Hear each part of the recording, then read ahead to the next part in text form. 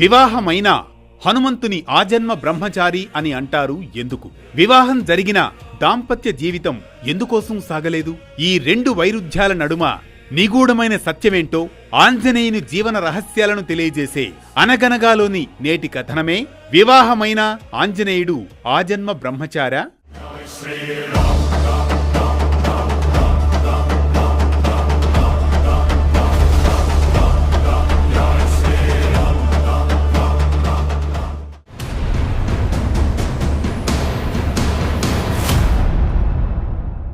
అనగనగా అది త్రేతాయుగంలోని రామాయణ కాలం. అపార శక్తి, అంతులేని జ్ఞానం, అపూర్వ భక్తి కలిగిన మహావీరుడు శ్రీ ఆంజనేయ స్వామి. ఆయన జీవితం దివ్య రహస్యాలతో నిండి ఉంటుంది. అందులో అత్యంత ఆసక్తికరమైనది వైవాహికుడైనా ఎలా బ్రహ్మచారి అనే ప్రశ్న. హనుమంతుడు బ్రహ్మచారి అని మనం భక్తితో కొలుస్తాం. కానీ పురాణాలలో ఆయన కొన్ని సందర్భాలలో వివాహం చేసుకున్నట్లు కూడా చెప్పడం కనిపిస్తుంది. ఈ రెండు విషయాలు పరస్పరం విరుద్ధంగా కనిపించినా అసలు సత్యం లోతైన ఆధ్యాత్మిక భావాన్ని కలిగిస్తుంది. పురాణాలలో 3 సందర్భాలలో హనుమంతుడు వివాహం చేసుకున్నట్లు కొన్ని కథలు చెబుతాయి. ఒక్కసారి సువర్చలతో, మరోసారి అంజనమాత కోరికపై, మరికొన్ని ప్రాంతాల్లో బ్రహ్మచారి రూపాన్ని విడచి స్వామి దివ్య రూపంతో ఉన్నప్పుడు చేసిన దైవ వివాహం అని. కానీ ఈ 3 సందర్భాలలోనూ హనుమంతుడు వైవాహిక జీవితాన్ని గడపలేదు. వారితో దాంపత్య ధర్మాన్ని అనుసరించలేదు. అందుకే ఆయనను ఆజన్మ బ్రహ్మచారి అంటారు. అలనాడు వానరులంతా ఒక్కసారి హనుమంతుణ్ణి ఆశ్చర్యంగా చూస్తూ అడిగారు, ప్రభూ, మీరు వివాహం చేసుకున్నారని అంటున్నారు, కానీ మీరు ఎందుకు బ్రహ్మచారిగా పూజింపబడుతున్నారు అని వానరుల ప్రశ్న. అందుకు హనుమంతుడు చిరునవ్వు చిందిస్తాడు. సహోదరులారా, బ్రహ్మచర్యమంటే కేవలం అవివాహితుడిగా ఉండడమని కాదు. మనసు, ఇంద్రియాలు, మాట, చర్య ఇవన్నీ ఒకే ధ్యేయానికి సమర్పించడమే బ్రహ్మచర్యం. అయితే ప్రభు, మీ ధ్యేయమేంటి అన్నప్పుడు హనుమంతుని శ్వాసలోనే భక్తి ఉప్పొంగింది. నా ప్రాణం, నా శ్వాస, నా శక్తి అన్నీ శ్రీరాముడి దాస్యమే. రాముడే నా దేవుడు, ఆయనే నా ఉనికి. సువర్చల వంటి భార్యలతో కూడా హనుమంతుడు దాంపత్యంలో ఉండలేదు. ఎందుకంటే ఆయన చేసుకున్న వివాహాలన్నీ ధర్మం కోసం, దేవతల కోసం, బ్రహ్మశక్తుల సమన్వయం కోసం, స్వీయ సుఖం కోసం మాత్రం ఎట్టి పరిస్థితుల్లో కాదు. అందుకే ఆయన ఆజన్మ బ్రహ్మచర్యాన్ని భంగం చెయ్యలేదు. ఒకసారి ఒక ఋషి హనుమంతుణ్ణి ప్రశ్నిస్తాడు, వివాహితుడైన బ్రహ్మచారి ఎలా అవుతారు అని. అప్పుడు హనుమంతుడు ఈ విధంగా సమాధానమిస్తాడు, వైవాహిక బంధం శరీరానికి, బ్రహ్మచర్య వ్రతం ఆత్మకు. నా ఆత్మ ఒక్కరికే సొంతం, అది ఎవరో కాదు, నా ప్రభువు శ్రీరామచంద్రుడు. ఈ సమాధానంతో ఆ ఋషి తలవంచి నమస్కరిస్తాడు.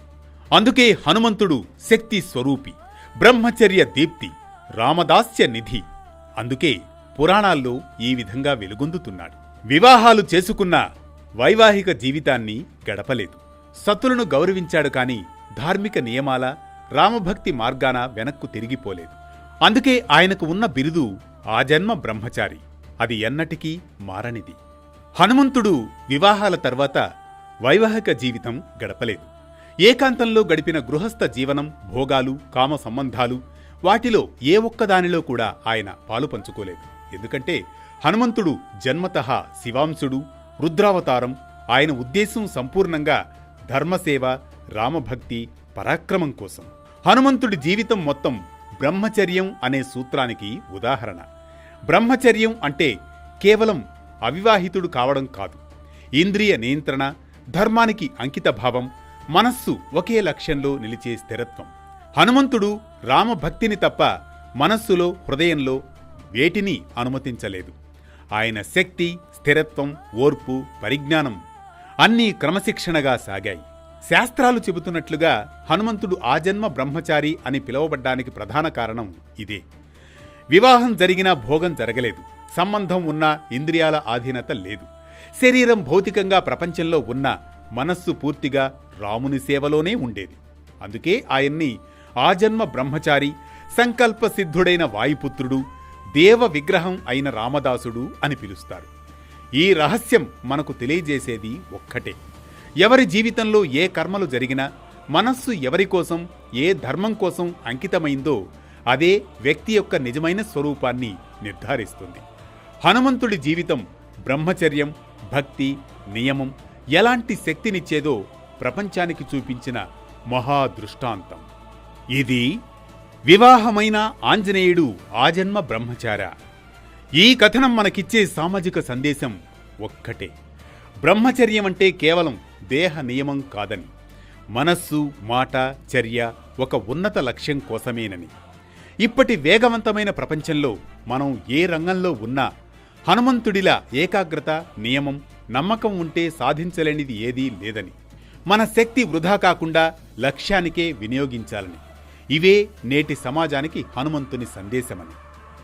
ప్రతినిత్యం ఓ పురాణ కథనం, సూటిగా, స్ఫూర్తిమంతంగా, సామాజిక సందేశంగా, ధర్మం చెప్పే కథల సవ్వడి, జ్ఞానం చెలరేగే కథన ఒరవడి. అనగనగా అంటూ మళ్లీ రేపు పలకరిస్తుంది ఆరుబయట వెన్నెల్లో జోకొట్టే కథల్లా వేటు న్యూస్.